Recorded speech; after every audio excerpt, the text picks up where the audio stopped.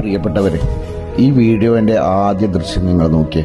എൻ്റെ സുഹൃത്തിന്റെ ഷോപ്പിന്റെ തൊട്ട് മുൻപിലാണ് ഈ സംഭവം ഇന്നലെ നടന്നത്. ആദ്യം കത്തിക്കൊണ്ടിരിക്കുന്ന ആ ചെറിയ തീ സർ സയ്യിദ് കോളേജിന്റെ തൊട്ടടുത്താണ് ഈ ഫയർ എഞ്ചിൻ ഓഫീസ്. അവിടുന്ന് ഈ സംഭവം നടന്ന സ്ഥലത്തേക്ക് എത്താൻ പറ്റിയ ദൂരം 5-10 മിനിറ്റിന്റെ ഉള്ളിൽ ഈ സംഭവ സ്ഥലത്ത് എത്താൻ പറ്റുമായിരുന്നു.